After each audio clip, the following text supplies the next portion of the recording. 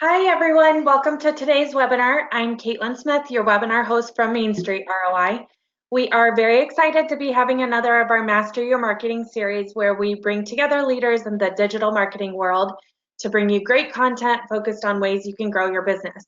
The series is sponsored by all of our partners, Active Demand, WooRank, Optimizer, Lucky Orange, Likeable Local, and HelloBar. For today's webinar, we're excited to welcome Lindsey Morando, Director of Marketing at HelloBar. The presentation will be about 45 minutes so that we can leave plenty of time at the end for a live Q&A session. Feel free to type any questions you have in the Q&A box along the way and we'll get back to them at the end of the webinar. As always, today's webinar will be recorded and we'll send out a replay video along with a PDF of the slides to everyone who has signed up. So if you get calls or are pulled away for work, don't worry, you're not going to miss a thing. With that, I'll turn the webinar over to Lindsey so she can get started. Thank you so much. Thank you everyone for being here. I'm super pumped to be here with you today. And we're going to dive right in so that we can make sure that we get through the content and that I have plenty of time to answer your questions today because I think that is super important and super valuable. So today we're talking about 4 highly effective marketing strategies that are missing in your marketing plan. Now, these are going to be pretty darn simple to implement, and I'm going to actually show you how we've implemented them here and how they've supported our business and show you some results that we've gotten from them. So again, I am Lindsey. This is my puppy dog, Walter, and my husband, Danny. This is actually a trailer that we recently bought that we're turning into a mobile wine and champagne bar. Just something a little fun that we're doing on the side. But I'm the head of marketing for HelloBar and Subscribers. Both of these softwares are actually owned by Neil Patel. And I'm really excited to be here today because I've been able to not only head up the marketing and growth for our softwares, but that for the past 2.5 years, but I've actually also been able to take advantage of seeing Neil and his team build an SEO agency out of the same office as us, and actually multiple agencies around the world. When I started, it was just 4 employees, including myself. To the left, and Nate, who's the sales guy, and now there's over 75 people on the agency side and 15 people on the software side. So I love sharing that because of the fact that I get to share here with you today everything that we've learned over the time here and my time in marketing as well to support you in growing your business to the highest level. And of course, let's not forget about Neil. He was our 4th teammate when I started in the business. So taking it back, before I get into today's talk, I thought I'd share a little fun story. I love stories. This was 2002. That's when I first actually got into marketing. I was almost done with college, and I started to work for a chain of bar and restaurants doing marketing. And this is really what we had to work with, right? MySpace, Friendster, there wasn't any Instagram or Snapchat or anything of that sort. And this was actually my first marketing job in 2002. So I worked for a chain of bar and restaurants, and I would walk around, and my goal was to collect email addresses for a raffle. It was a Monday Night Football raffle, and I could charge whatever I wanted for the raffle tickets. And so my favorite was, I'll give you as many raffle tickets for as tall you are, and I'll do it for $20, right? But I got to get your emails, and we got to get you to enter the raffle. So the thing was, the most important thing about me doing this Monday Night Football raffle and walking around and connecting with the people in the bar was that I had to collect email addresses, because at the time, email addresses were the main source of our business, right? Email marketing was how we actually filled the bar, between that and word of mouth. We didn't have a great website at the time. You know, they were still building crazy Flash websites.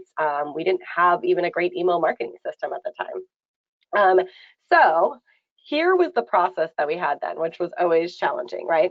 And I really laugh every time about this. So I would get to my desk the next day after I did the raffle. I was like, oh, I collected all these email addresses. And I had to actually enter every single handwritten email address into our database. I'm talking hundreds of email addresses. And then what happened next was we would have a lot of bounce backs, right? Because imagine people in a bar writing their email address by hand. So I not only had to add them all in, but I had to individually unsubscribe all of those email addresses. Now, here was our marketing plan at the time, right? So we entered all these email addresses in. This was our funnel, very different than funnels and sales funnels look now. But once I entered in that email address, everybody got an email saying they won a happy hour party. They were randomly selected for a happy hour party for friends and coworkers. And for every 5 people they brought, they got this fabulous happy hour platter. Now, people love these poo-poo platters. That was like my big selling point, right? Is that you've got a happy hour party. For every 5 people you bring, you get the platter. For us, it was a great way, like the platter was really our lead magnet. The happy hour party was our lead magnet and our free offer. It was a great way to get people in the door. And then we always knew that they would obviously buy the drinks, which was where we made it all most of our money. Now, I laugh every time I tell the story because not only did the email go out, but I also had to call everyone. So all hundreds of people, sometimes it was 100, sometimes it was 300 people who entered the raffle, to let them know that they won, just in case they didn't see the email, because the email wasn't as popular then. And here's what I heard 90% of the time. Oh my God, I want a happy hour party. That is so cool. I cannot believe I won. And I would laugh. I would think, don't they know that everyone wins? Like, how are they so excited right now? But this was our marketing plan at the time. It was simple and it worked. So when I could get 150 people in for a happy hour party, right? Because, I booked 10 parties and each people brought around 15 people, our business tripled that night because people would stay beyond happy hour and they would hang out, especially on Friday nights, right? So really at the time, here was our marketing plan. It was our free offer with the happy hour party. That was our lead magnet. Our sales funnel was follow-up emails and calls about winning the happy hour party. And the sale, right, what we are ultimately trying to sell is more alcohol and even food within the bar, because people still bought food after they got their happy hour platters. So although it was old school, right, our sales funnel was a little old school, it worked. And I share this because what's ironic is that marketing hasn't changed one bit since those days. Sure, technology is different, right? We have way different technology. We have more resources, but most companies still have outbound sales teams. They still have sales funnels, they still have free offers and lead magnets. They just look a little bit different. So maybe we didn't have the automated funnels, but we sure had automated phone funnels.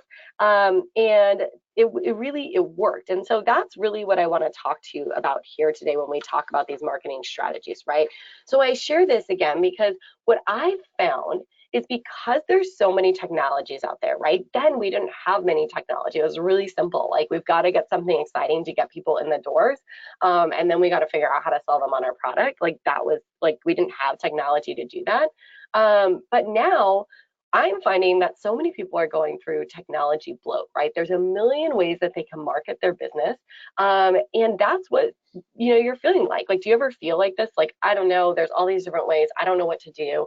I'm overwhelmed. I hear this a lot. Like, I don't know which lead magnet to offer. I don't know which sales funnel to do, etc.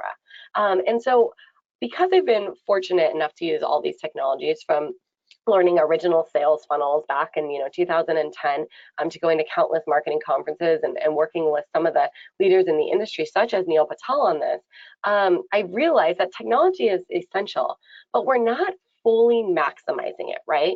We're really not. I oftentimes find that some people will buy certain products because they're just like, oh, that someone told me I should buy it, or I should use Snapchat because someone told me I should be on Snapchat, right?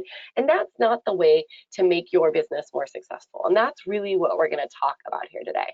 So with all the technology out there, right, and everything that exists, and this isn't to hate on technology because I think it's very important. I work for a SaaS company, right? But it's about maximizing it, using it to the best of your ability. But we're still missing some of the most basic marketing strategies. And of course, when you ask why, it's, well, I know you're a business owner. You have a ton of challenges, right? You're trying to think about the fact that you have to be not only the marketing director, but you have to be the owner, you have to be the head of HR, you have to do a ton of things. And even if you have a team that helps you, you're managing an entire team of people that are doing a ton of things, right? So of course, as a business owner, it can be super exhausting. And so how do you even make time for marketing, and how do you figure out what's the best strategy? So we're going to talk about that today. We're going to talk about, I want to hear from you, your greatest challenges. And I don't know, Caitlin, can I see in the chat this time what people say? If you guys can write in the chat what some of your greatest marketing challenges are that you're facing right now in your business. I know last time I had some chat issues. Were you able to see the questions at all if the chat doesn't work? Maybe, I don't know. Because I know someone used the questions tab before, so I was hoping. Oh yeah, I think I was able to see the questions before. But maybe if you guys just try typing in the chat, like, what's your greatest marketing challenge now as a business owner? Like, what are you facing right now? What are you challenged with? Maybe Caitlin, if you don't mind, if you could just share like Yeah. a few of them that are coming up, that would be awesome because I'd love to hear. Okay. Yeah, I don't think they're coming through to No. me. But type in the chat your greatest challenge, like, what you're dealing with as a business owner when it comes to marketing. I wish I could help you with your HR or any of those issues, but marketing is going to be the one today. I'm not seeing anything on that side either. Okay, maybe We maybe could try and test the question section. okay. Yes, it's actually coming in the questions for some reason. Okay, gotcha. Yeah, I don't see those. Okay, so one person, Justine, said not getting engagements through social media platforms. Okay. Jermaine said coming up with great content. Michael said the biggest challenge is to target the right audience. Ken said low conversion rates. Mm. Chris said competitors just lowering prices so low regardless of how good we do marketing, which we are best in our industry, they still outcompete us. Gotcha. Awesome. Thank you guys for sharing. Oh, were there more? There's more. Do you want me to keep going? Maybe just a few more. That's perfect. Okay. Mike said which tactic to use first. Mm. Claire said marketing on a strict budget and reaching a wide audience. And Josh said tracking conversions accurately. Cool. Okay, perfect. Okay. Awesome. Thank you guys for sharing that. That's really, really helpful. And whatever we don't, oh, of course it went right back to the beginning.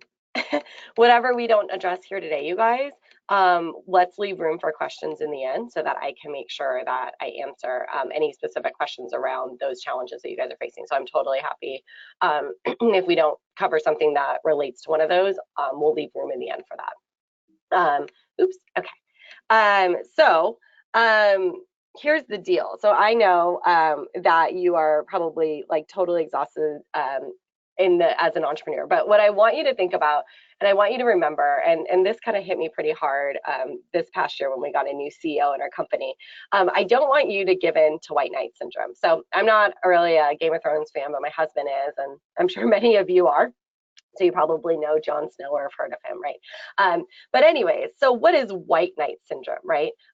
So white knight syndrome is really hoping that one tactic, that one marketing tactic is going to just change your entire business. Like that's it. It's going to be that one webinar that's going to make me that $10 million. It's going to be that one Instagram campaign that's going to do it, right? Now, I had this problem when I owned a business. Because of all the ads that exist on the internet, that it's this one thing that changed everything, right? So when my CEO presented this white knight syndrome to me, I was like, oh no, I totally have that disease. I've got that one white knight syndrome, right? I just keep thinking that's going to be this one thing. And I always had coached people like, just pick one marketing tactic. And the reality is you don't want to spread yourself thin and have a million marketing tactics, right? But you want to place bets on a few different marketing tactics. Because let's say you're placing bets on SEO, PPC, some organic campaigns, and then you're also speaking at events, right?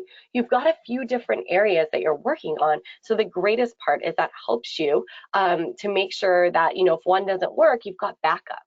So that's what I really want you to think about today. And I'm going to share with you the exact marketing campaign that we used this past year to really help grow our business.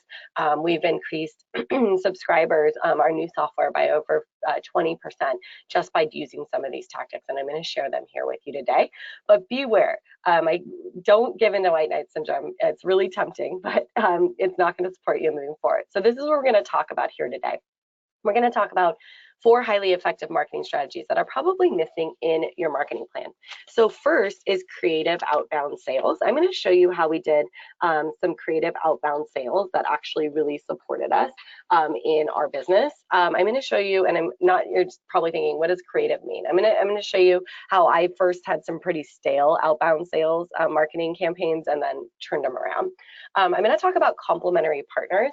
I think this is huge, especially in the online space and anyone that has a brick and mortar location. Getting out from behind your computer. And then we're going to talk about conversions. We're going to talk about setting up your home for success, which you guys, a lot of you said that conversions were kind of your issues.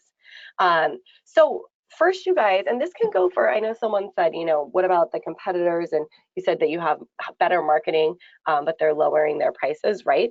You know, I used to work for Lululemon. I think one of the things I loved more than anything is we had a great product, and we weren't willing to lower our prices like our competitors did, but we did a kick-ass job with marketing, and we kept going, and we kept marketing the business well and connecting and creating partnerships and cultivating those, and it made a huge difference in our business. So we'll start with creative outbound sales, okay? So what the heck do I mean by creative? Well, here's the deal, you guys. I get a ton of emails all the time, people asking for backlinks, probably like 10 different emails a week. People asking for backlinks, people asking to contribute to our blog articles. I'm sorry if anyone's David on this. David, if you're here, let's chat. But you know, I get a ton of emails that are just literally like, I'm reaching out to see if you'd be interested in working together. I came across the article. I thought I'd love to get our content in the piece, right? To me, and this is the thing, like step one, when you're thinking about, you know, outbound sales and any sort of partnerships and stuff, you really want to get creative, you guys, because here's the deal. If you're reaching out to companies where they're super busy, you've got to stand out from the crowd in the inbox. So you really have got to think about, you know, how can you get a little bit more creative? And I'm going to show you how we did, because I fell into that trap too. But think about the happy hour party, right? That was creative. That was fun. That was a marketing gimmick that really worked. It got people excited. People that own, you know, were business people were excited to come in and have their happy hour party at the restaurants every single day. So think about something that can get you a little bit more in there. So here's another example. And, you know, again, just asking me to be a part of our blog. Now, as a business owner, because I really feel as though I take ownership in this business, this doesn't provide value to me, right? If you said to me, hey, I have this like PDF that's actually gotten people some really great results on conversion optimization, I think it could be really cool to include in one of your blog posts. Very different, right? But if you're just asking to put some content in there, it's not going to really seed well. So sadly, when we started this year, we had a big goal of doing outbound sales and creating more partnerships. And I actually fell into that trap as well, right? I started to send some really, I started to send some emails that were pretty generic, and I didn't get really great responses. So what the heck do we do? So we turned it around, right? Our first email was, we actually addressed in the outbound sales email, you know, you're probably thinking, oh, great, another sales pitch, eye roll, but not to worry. We're just some tech geeks hoping to connect with like-minded communities. Now, I thought that one up and I was like, oh, that's really fun, right? We got 0 responses on that one. So people didn't really like that email. So this is what we did. We started to actually get more customized with our outbound email. So we didn't just say, hey, can you include us in here? We said things like, you know, as a female entrepreneur myself, I'm super locked into conducting trainings with other women first communities. I really want to give back. So our goal was to get webinars booked and trainings booked. And so I put together a list of people that we wanted to go after. And what I did is I really started to customize these emails, and that made a huge difference, right? When I started to actually speak to these entrepreneurs, customize, share what I liked about what they were doing in an authentic way, not just I picked one random thing, like I really started to do the research, it slowed down the amount of outbound I did, but we actually got way better results. And I'm going to show you the results shortly. But it really helped a ton, right? When we decided to actually get a little bit more creative and actually get more customized. So, you know, every email was different. I customized. I made sure that people I'd been following for a while, you know, they knew that I admired them and why I admired them. And this made a huge difference. Now, when I did my outbound process, let me go back to this, I actually created, and for those of you that said, well, I have kind of a low budget, so did we. We didn't really have much budget to work on this. So I literally created a list of people that I wanted to go after to start, and then made notes on them in the Excel sheet, figured out how to make it work, wrote some emails, and then tested it. Then from there, once I could prove the model, I hired someone to do research on Upwork. It was really fairly priced. I said, this is my research criteria. This is who I'm going after. Here are the notes I need. I need you to give me more details on their website. I need you to give me some fun facts about them. I still went on, even before I sent the emails, to actually check out the sites, but at least it gave me, made the process a little quicker. Now, most people who are used to outbounds probably saying, well, are you insane, right? Because this is super time consuming. Why would you take the time to do this? Well, why I would take the time to do this is because I get 10 to 15 generic emails a week having people ask me to be a part of our blogs, or, you know, add a link or backlink or things like that. And to me, it's not something that I'm going to act on. So I know that when I'm trying to grow our business, our growth model at the time was to book webinars. I needed to get a little bit more creative, and I need to get a little bit more customizing. Now here, you've got to really decide what your outreach model is, right? So if outreach is a part of what you're doing, which it should be, right? Especially, if you're in the business of getting more clients in the door, you've got to decide, do you want quality, quantity, or both, right? And it's okay. You may be thinking, I just want to do like a whole HubSpot or CRM system and have like an automated email series, and that's fine. We tried it. It's great if you're going out to mass quantities, right? If you're going out to thousands and thousands of people, it's a great model. For us, we decided we wanted quantity, or we wanted quality, because we were really focused on doing unique partnerships, trainings with people's audiences. Like, we really wanted to get to know them. So it slowed down how many leads we were reaching out to a week, right? Some weeks there's 50, some weeks there's 150. So it slowed down how many we were reaching out to, but because they were more quality, we actually got some really awesome results. So these are the results, you guys, of us just becoming a little bit more creative, thinking outside the box and getting outside the generic outbound email. So this was our first strategy. So we reached out to 581 leads.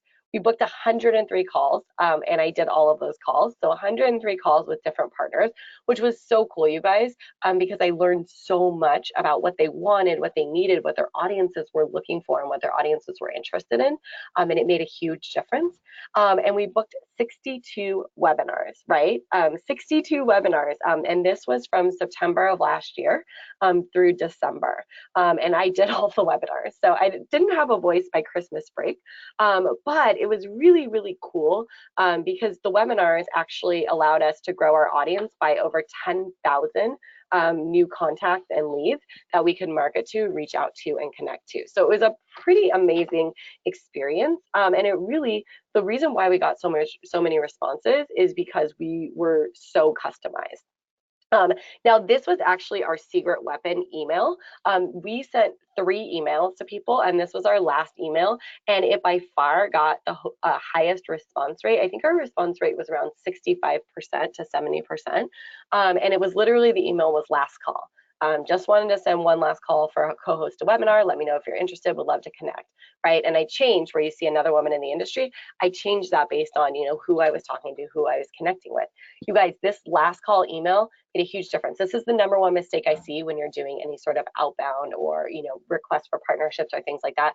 Most people give up, right? They think, oh, no one responded, I'm done. They get defeated, they get, sad about it. We kept moving on, and the last call made a huge difference. I got emails like, wow, I'm like so impressed with your persistence. I'm going to hop on the phone with you. People that would have never hopped on the phone with me before, right? Because they were appreciating the persistence. So don't give up, you guys. Get creative with your outbound, and put this as a part of your strategy, right? One mistake that I know, I've seen us make on the agency side, we have Neil's name, and we've got, an SEO agency over here. We didn't start with a ton of outbound because of the amount of leads that we get. Now we have an entire team that's hired to outbound. So maybe you don't have an entire team to do that, but devote a little bit of time to be able to do some outreach, right? We can't be upset about not getting enough clients or people in the door if we're not actually doing the work to get the outbound. So outbound strategy #2 we did. So we tested this again, right? So the first initiative, we were really focused on booking webinars and trainings. This year, we are focused on actually creating partners with our agency. So we found that we had a lot of people asking us about agency partnerships, and they were interested in working with us and reselling the software that we own with their clients' packages. So we're like, oh, that's cool. That would be amazing, right? So why did we start this strategy? Customers were asking. So we kept getting a lot of random people asking us. So we decided that we should follow the same system, and we decided, okay, we'll do outreach. We'll go after agencies. We'll create the agency program, and then we'll do outbound. It works really well for webinars, right? Well, agencies were actually a very tough nut to crack, right? So I thought I was getting all creative. I used the same exact emails. They did not work at all, right? My reach out was absolutely crickets. It was pretty bad. So there was actually one response though. So I had talked to a friend that does outbound sales. I was like, I need new subject lines. Nothing's working. None of these agencies are responding to me. So my last call email was subject line, should I stay or should I go? And this person just told me to go. And I laughed so hard, right? I appreciated the honesty, and I was glad that I got a response. So here's the deal. This was what was so interesting. So we thought, well, okay, agencies are a tougher nut to crack. This really isn't working right. Let's think about some other ways. So we had someone help us with some more outbound emails. He did the more quantity, right? So I was doing the quality. I was doing about 30 outreaches a week. He was doing almost 500. His name is Grant. He was crushing me. And we got 25 responses out of that. So we're like, yes, it's working, right? I was telling our CEO, I'm like, something's wrong with me. Like, why is this not working? But here was the deal with the quality or the quantity, like going after more and more. We found that we weren't vetting the agencies as well, and they were smaller agencies, which is totally fine. We're totally happy with smaller agencies, but we had a goal to get to some agencies that had a little bit more volume because of the nature of our business, right? Because we had a software side of things, and the software was so cheap at wholesale rate. So it's really interesting to figure out, like, how do we do this? So here's what we found after going through this process, trying to work on the outbound, thinking that it was going to work exactly the same as the webinar. We're going to get such great results.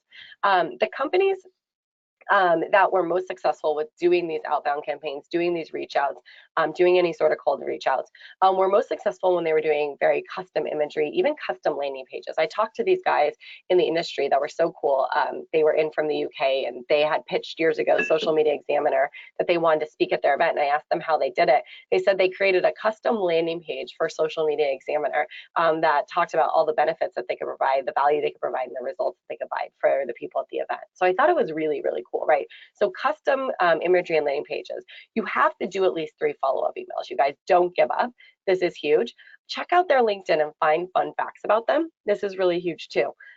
It's really a great way to get to know people better, as I mentioned earlier, and be immersed in their brand, especially bigger clients, right? If you want to partner with someone, if you want to create connections with another company or person, you actually have to get to know them. You have to be immersed. Don't fall back into the generic. Now, subject lines are really key too. Here's some of the top subject lines that we found work the best. Quick question.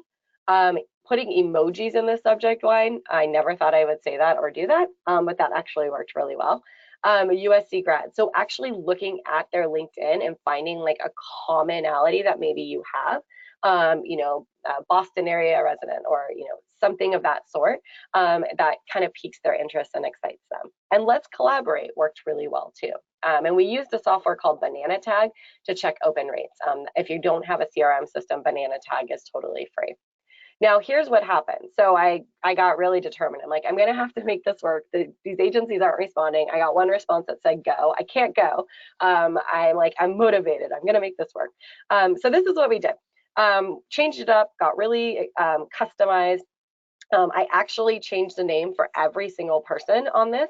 So I reached out to 32 people and I changed every single name in Canva. I took pictures with our team with blank white pieces of paper. Walter, my dog, is in the end. And with this, sent out 32 emails and got 10 responses, right? And then some of them were very immediate. And the reason why is because it was more customized. It was something that was a little bit more fun. It caught their attention, right? So here's my top takeaways. First, you've got to decide, your outbound model. How are you going to do some reach out? Are you going to do quality? Or are you going to do quantity? This is key. Personalize, you guys. You've got to get fun facts. You've got to speak to their challenges and show them how you can provide value to their audience, right? How you can provide value if you do.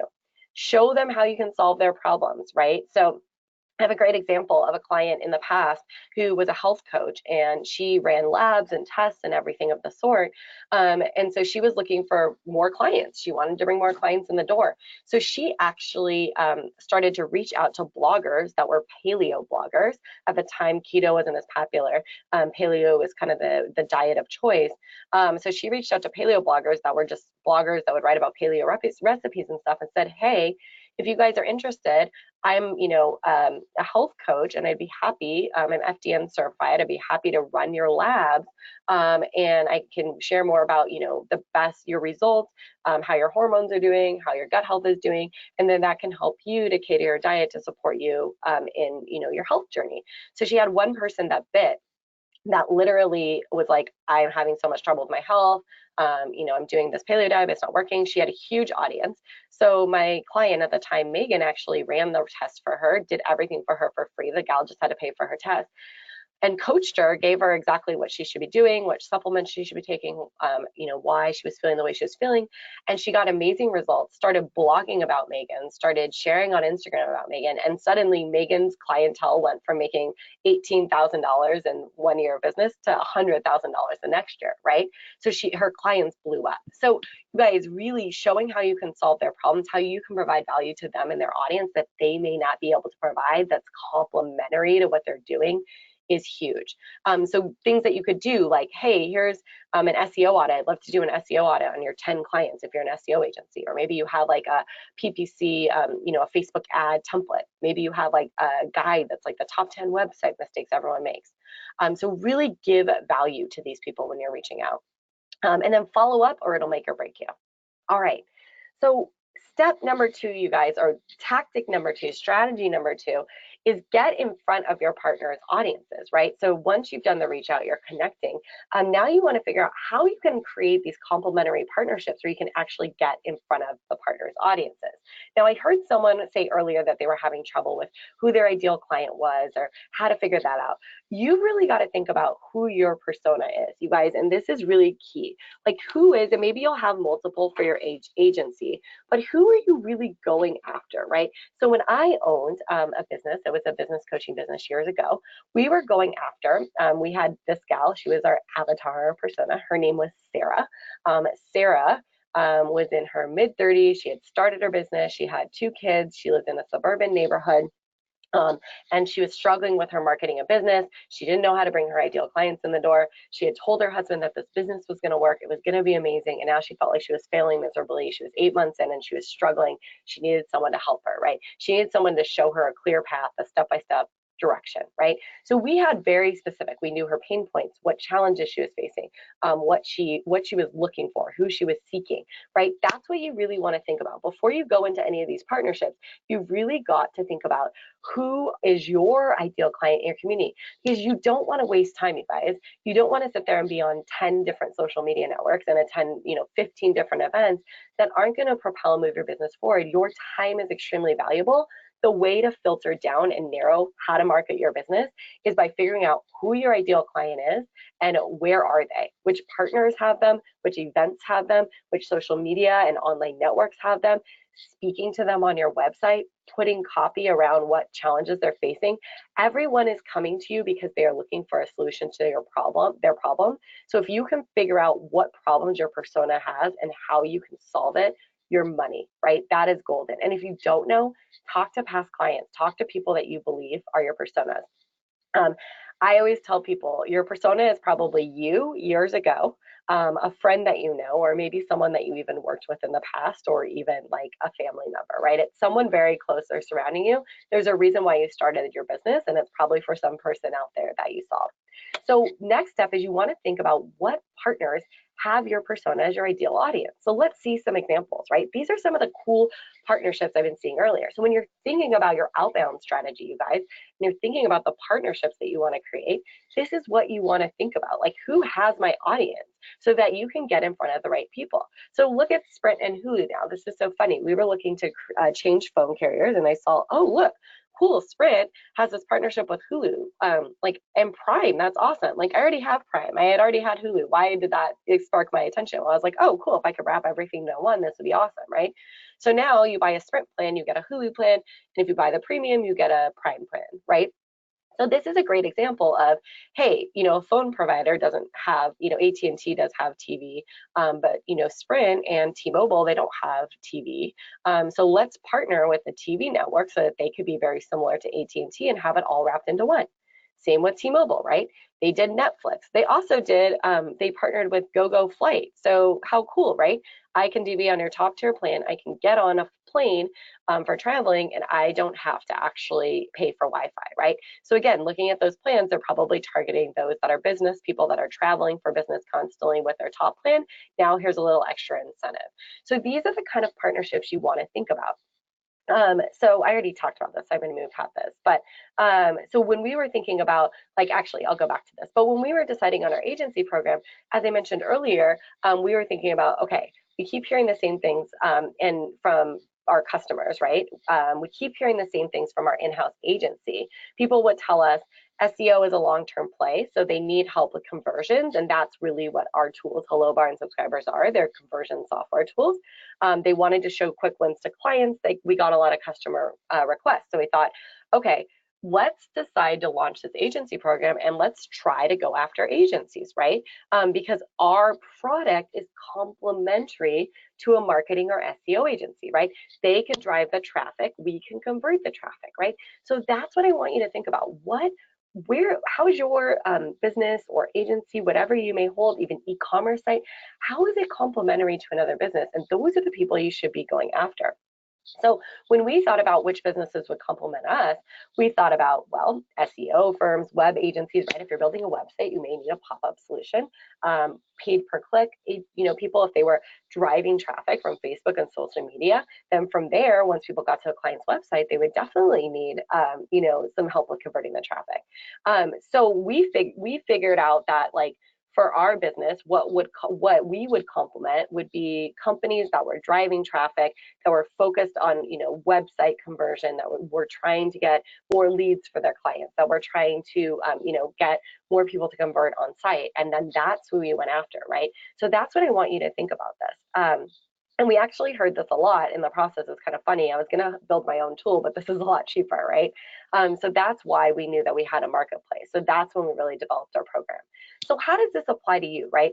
I'm sure there's a lot of different styles of businesses on here. So if we don't go through one that's applicable to you, let me know in the end and I'll answer how it can apply to you. So if you're an SEO agency, think about web companies, right? People that are building websites may not be thinking about SEO. You could partner with them. Maybe things like the SEO journal, magazines and stuff. So thinking about publications, magazines that you could potentially partner with and how you can provide value to their audience. CRO, conversion optimization companies, right? So maybe a conversion optimization company is just focused on converting people on websites. An SEO agency can get the people there. The conversion agency can focus on that, right? So thinking about things like that. Also, think about softwares that you already use. Maybe if you're an SEO agency, you use SEMrush, or maybe you use Neil's tool, Ubersuggest, or things like that. Think about the softwares that you already use that you could potentially partner with. Let's say you have some sort of marketing, like maybe you're a broad marketing company, right? Maybe you do social media marketing, maybe you do just broad marketing in general. So this actually opens up a really great door, right? You could partner with any of these style companies, SEO agencies, web agencies. Maybe you partner with social media marketers. Maybe you partner with white labeling companies and you're able to actually use their software to provide more services for your clients, right? Just start getting in the mindset of this. So perhaps you're selling products online. You're more of an e-commerce company. So maybe you could reach out for us. It was like hosting companies, right? Someone's buying a website URL, then they're going to build a website, then they're going to need our softwares, which is pop-up and web push notification.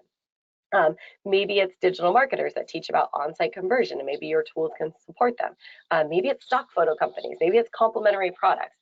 Maybe if you're a shoe company, you can partner with a clothing-only company, right? And they could sell your shoes, and you can sell their clothing. There's so many different things, but really thinking about where you can add value, you guys. How can you add value to these other companies? So top takeaway, create a list of the partners you can provide value to. I always say go high, medium, low influencers, right? High is like the top influencers that are maybe seem unattainable. Go after them. Just give it a try. Medium is like they have a medium-sized audience. Low is like they're just starting out, but maybe that could be a partnership where you guys could grow together. And then most importantly, what pain point are you solving for their audience? You guys, this is really crucial, okay? So step 2 is like creating those partners, finding those that have the same partners in your audience. Remember, who is your ideal client? Where are they hanging out? And which partners are they a part of? Okay, step 3, and this is always my favorite, you guys. You've got to get away from your computer, right? Say what? I know, you're probably like, Lindsey, why? I can't get away from my computer. I'm telling you, you've got to get out from under your computer. This is when you're going to have your best ideas. This is when you're going to see things more clearly. This is where you're going to see the holes in your business that need to be filled. So here's the deal. As I mentioned earlier, you don't want to put all of your digital eggs in one basket, right? Don't put all your eggs in one digital basket. You want to, and that's why I'm sharing some of the marketing tactics we've used, so you can take from these, see how you can put these into your business. You really want to make sure that you have a few different, we call them here, bets that you're waging in your marketing plan, so that you can really make sure that if one doesn't work out, you've got your backup plans. So You guys, this is the deal, especially if you're more of an agency or you have more of a people person business. It's much easier to close leads or even partners that you have met. So maybe if you're an e-commerce business and you're not looking to close leads like an agency or a marketing company or a consulting company, so you have more e-commerce, it's even easier to close partnerships and stuff when you're actually in person and you can connect with them, right? I can tell you firsthand, when I owned my business, if I met someone, the close time was far quicker than if I met someone on the internet. So I want to introduce you to Andrew. Andrew is one of my favorite examples to use here. So Andrew is actually our top sales rep for the agency, right? So why is Andrew our top sales rep, right? Andrew is our top sales rep because Andrew actually builds relationships with the customers and the potential clients that come in. He asks them about their kids. He asks them about their family. He gets to know them. He really takes the time to actually connect with the potential clients, right? For him, it's not about a number, it's about a relationship. And as a result of that, he actually goes and visits clients even before they've signed with us, right? He texts them on the weekends about the surf because he surfs, right? He always really digs deep with them. And as a result, you can tell he genuinely cares. And that is why he is the top salesperson. And that's what I really encourage you to think about, right? When you're thinking about your business and when you're thinking about whether you're building relationships online or you're building relationships in person, really get out from behind, just typing, double tapping with a like or things like that. And even if it's online, actually put a real comment there, right? Actually be genuine when you're actually making a comment on potential partners or customers. Don't just say, cool, thanks, right? Say, hey, that's so amazing. This is why I think this is amazing. And I think what you're doing is really phenomenal, right? Be genuine. You're going to see far greater results with that. So how do you get out there, right? How do you decide what conferences you should be going to, what networking events you should be going to, what you should be doing? Well, first, think about what is your niche, right? So maybe if your niche is real estate, that's who you serve through your e-commerce product, your SaaS product, or even your consulting services, then get to those real estate conferences, right?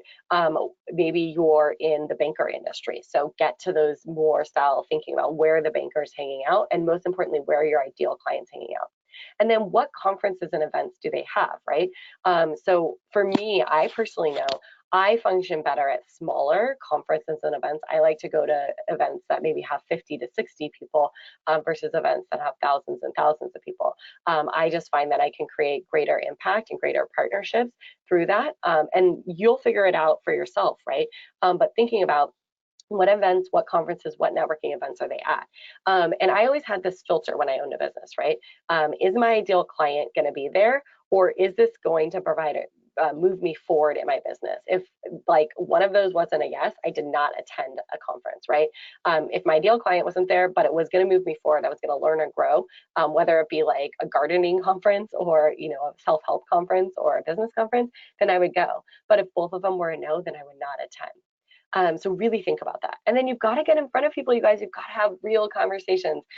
Actually listen, right? Actually have genuine conversations. I can't emphasize that enough. It makes a huge difference. So here's some ways to get in front of people besides just attending events. Perhaps you could do speaking or even networking, right? So maybe you find, not ConvertKit, Constant Contact had a great example. There's a video that their CEO spoke about years ago, and she talked about one of the greatest programs they actually put into play that gave more results than even radio, billboards, everything else they were doing, even paid advertising, was they created community people that actually went out to Chamber of Commerce's because they recognized that their ideal clients were brick and mortar business owners. So they weren't going to be on the radio. They weren't going to be on the paid internet at the time. So they created partnerships with the Chamber of Commerce where they went and they gave tutorials of Constant Contact there, right? And it would be 50, 60 people at a time, brick and mortar business owners. They could go, they got a 14-day free trial because they weren't allowed to sell anything there. And that was it. And it went so well. They said it was actually one of the greatest programs that they put into place and still put into place. And it beat all of their other direct response, paid, everything they were doing, you guys. So thinking about stuff like that, where can you teach workshops? Where can you speak? Where could you network? Hands-on workshops, right? Webinars, anything of that sort. These are great ways to get in front of people. Maybe you put on your own, or maybe again, you partner with an audience and get in front of theirs. Facebook Lives, YouTubes. These are all different ways. Now, maybe if you're shyer and you don't want to do this, you don't want to get in front of people in this way, I would say either one, bring on a team member that can support you in this, or two, maybe you look at things like a podcast where you're doing an audio with someone, so you actually don't have to be on video, or perhaps you do a blog, you know, a longer length blog post and work with a partner on like a real case study or breaking down, you know, your services or software or business. There's all different ways that you can do this, but really start to think about how you can get in front of it. And we even did like an outbound speaking campaign for Neil, which worked really well for us. And the funny part is we actually reached out to 5 people. And we actually only booked one, and we got rejected from one too. So you may be thinking, oh, Neil Patel, everyone would want him to speak. But one of the conferences said he wasn't a good fit. He ended up speaking at South by Southwest, which worked really well. But we also got rejected. So don't be afraid of getting rejected. It's okay. I get rejected all the time when I do outbound to speak. Believe me, I'm not Neil Patel, so I get it, right? But really just start thinking about how you can get out there. So top takeaways, you guys: research, conference, events, any sort of networking, any sort of things that have your persona, your ideal audience. Show up and connect with the intent of listing. I can't emphasize that enough. Remember Andrew, be Andrew when it comes to your business. And don't expect to get all your business from one strategy, right? Make sure you don't put all of your eggs in one digital basket. Okay, you guys, last step, and then we'll hop into Q&A. So at the end of the day, if you're doing all this work, right, maybe you're doing SEO, you're doing paid, you're doing outbound, you're doing multiple different things like we've talked about, you have to clean your house, right? You have to make sure that when you're sending people to your website, that when you're sending people there, it's actually clean. Do you ever last minute clean your house 10 minutes before someone's going to come over, right? I know that I do it all the time, like throw in stuff in the closet, things like that.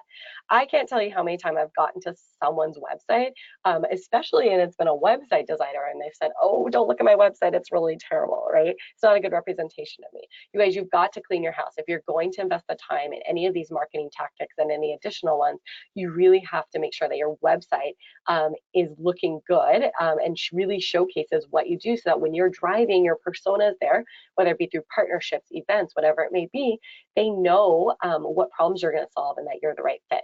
Your website represents you, so make sure it looks good. So I always hear this, like I said, don't look at my website, this is a mess. I hear this often, and I see this often, you guys.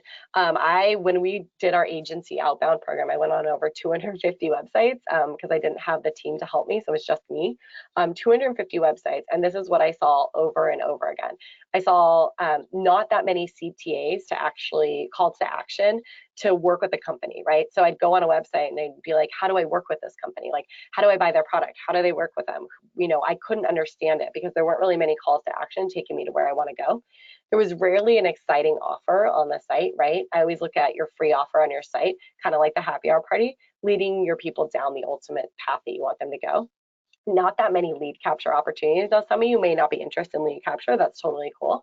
But I always think it's a great way to nurture leads because 98% of website visitors are going to leave without taking action. So if you can capture that information, it's super huge. And as I said, I couldn't figure out how to work with you. Now, this is not you specifically. This is just going through a ton of different websites. So one of the biggest missed opportunities I see is not making the most out of the traffic and the marketing efforts that you are currently doing. And as I mentioned, 98% of website visitors will leave without taking action.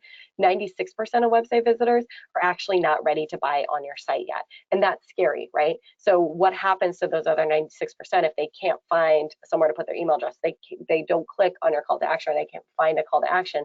They're going to go, and you don't know if you're going to get them back again, right? And that's really where our tools come in.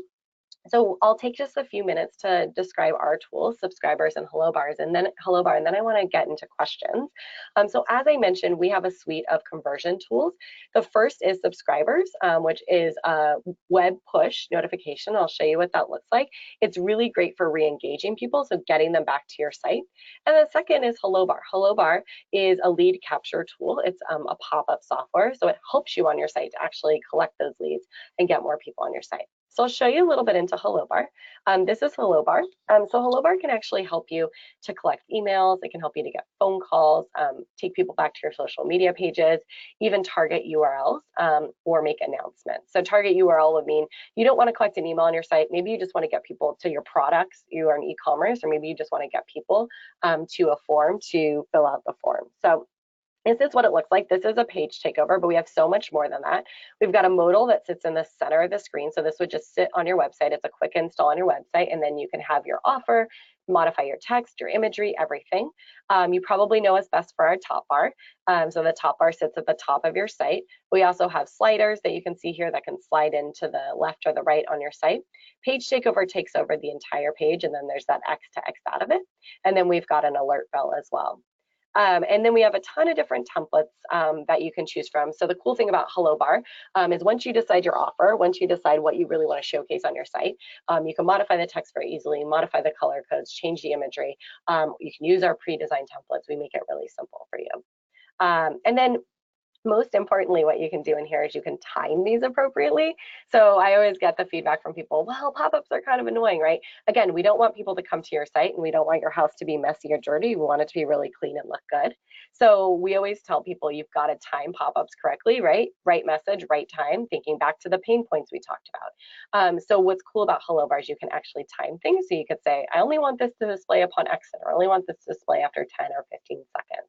And you can base that on analytics, or you can just say, I want an exit pop-up and I want it up. And then you can do a ton of targeting too. So you can say, I only want this to show on certain pages. So for those of you that were talking about conversion earlier and how to better convert, this is a great way to do that. You can basically say, based on ad campaigns, date, city, device type, when someone comes to your site, only this person, only people that meet these rules, show them this message, or only these people that are on certain pages of my site, show them this message. So that's really cool with the targeting that's available in there. And then, of course, if you are using it to collect email addresses, we integrate with most major website platforms so that they can go down your funnel right away. So next up is subscribers, and subscribers is actually a web push notification software. Let's see if I actually have the example in here. I wanted to show you guys what it looks like. Oh, I didn't, I'm sorry. But a web notification is just like this little chiclet right here. So web notifications, what happens is someone comes to your site and they'll hit allow. Yes, I'll say Neil Patel wants to show you a message, and they'll hit allow. And then from there, that means that you can send them push notifications. Now, they work with all major website browsers. And if the cool thing about push notifications is that if somebody is not on your website at the time, the minute they open their browser that they subscribe with, the push notification, which is what this one right here, the one at the bottom that says notification title, that will show up on the side of their browser, which is really amazing, right? Because you don't have to worry about spam or inboxes or stuff like that. So people don't get lost in any of that. So it shows up right when someone opens their desktop. And what push notifications are really great for is re-engaging the traffic. So again, you're spending all these marketing efforts going out there, getting people to your site, getting people, whether it be through paid, SEO, speaking, all these different things. Hello Bar helps you take people down the customer journey you want. It helps you collect email addresses, right? It helps you convert people on site. Subscribers helps you bring people back. So that way you can make the most out of your website traffic. And subscribers also let you do, this is, you can go in there, you can also create a welcome drift, very similar to email, which is really awesome. You can actually even segment your audience and say, I only want to send this to people in Kansas, or I only want to send this to people in a certain area. So there's a lot of cool ways you can use subscriber to actually re-engage your traffic. So the biggest things, you guys, and this is some examples of some of the things. So Neil uses a welcome drip, and he uses that to show his different tools that he has, and very similar to a welcome email. So again, Hello Bar is really great for capturing leads. Subscribers is really great for engaging leads, and they're both softwares that work with most major website platforms, very quick installs, and we've got free versions of both, as well as I have a free trial for you guys to use.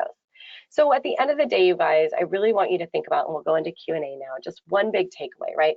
What is it that you're going to shift and change today? Are you going to get more creative with your outbound? Are you going to get out from behind your desk?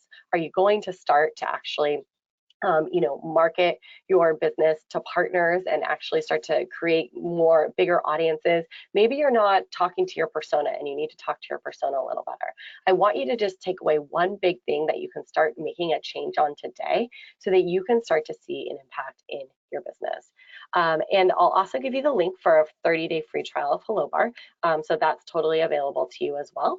And love to go into Q&A. So the free trial for Hello Bar for those that want to try is right here. And then subscribers actually gives you your first 200 subscribers are free as well. So you can hop in there and grab that.